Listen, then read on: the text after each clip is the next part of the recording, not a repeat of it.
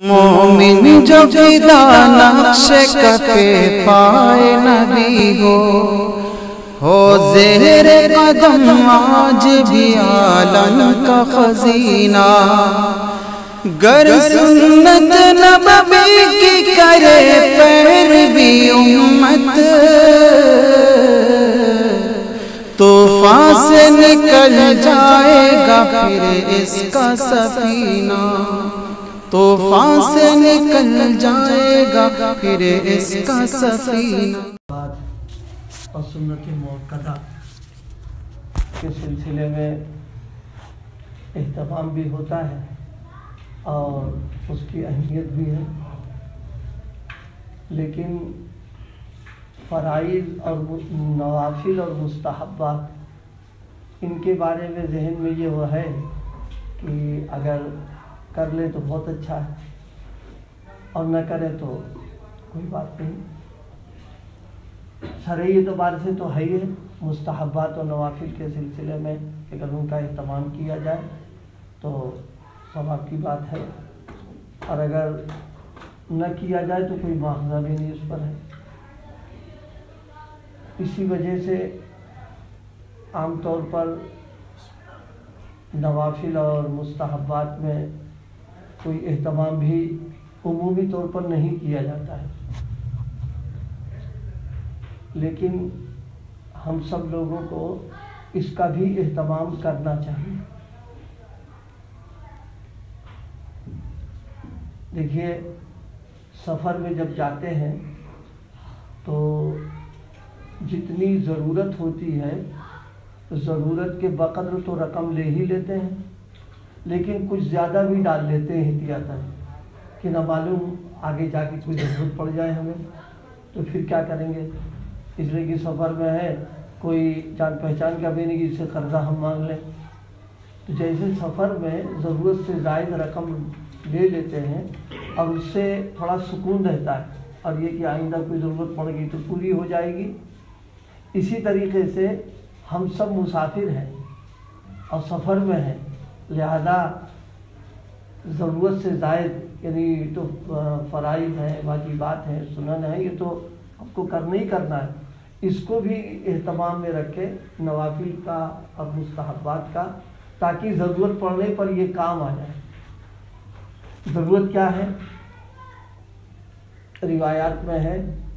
کہ کل قیامت کے دن فرائض کو دیکھا جائے گا، اب اس میں اگر کمی کوتاہی ہوگی تو یہ ہوگا کہ دیکھو سنتیں کچھ ہیں یا نہیں ہیں، اگر ہوں گی تو سنتوں سے اس کی تکمیل کر دیں گے، نہیں تو پھر نوافل کو دیکھیں گے کہ نفلیں وغیرہ کچھ ہیں یا نہیں ہیں، ان سے اس کی تکمیل کر دی جائے گی۔ تو قیامت کے دن ایک تو یہ کام آئیں گی ہمارے لیے کہ اس کے ذریعے سے ہمارے فرائض کی کمیوں کو اور کوتاہی جو ہوگی اس کی تلافی ہو جائے گی، اسے پورا کر دیا جائے گا۔ ایک دوسرے اسی کے ساتھ یہ بھی ہے کہ مستحبات اور نوافل کا آدمی جب اہتمام کرتا ہے تو اس کی ایک برکت یہ ہوتی ہے کہ اللہ تعالیٰ کا قرب بڑھتا ہے، اللہ تعالیٰ کی عنایتیں اور رحمتیں متوجہ ہو جاتی ہیں۔ بڑے حضرت رحمۃ اللہ علیہ نے ایک موقع پر ایک بڑی اچھی مثال سمجھانے کے لیے فرمائی تھی، فرمائے دیکھو سرکاری ملازم جو ہے ڈیوٹی کرنا تو اس کے فرائض میں ہے، 6 گھنٹے ڈیوٹی کرے گا تو اس کے فرائض میں سے کرنا اس کے لیے، لیکن اسی کے ساتھ اگر وہ خالی اوقات میں حاکم کی خدمت کر لیتا ہے، اس کے گھر جاتا ہے، اس کا سودا سلف لا دیتا ہے، تو فرمایا یہ جو خالی اوقات میں جو اس کی خدمت کر رہا ہے، اس کی ضروریات کو پورا کر دے رہا ہے، یہ اس کے کام آئے گا۔ کام کیا آئے گا؟ کام یہ آئے گا کہ اگر اس پر کوئی پریشانی آ گئی، کوئی آفت آ گئی تو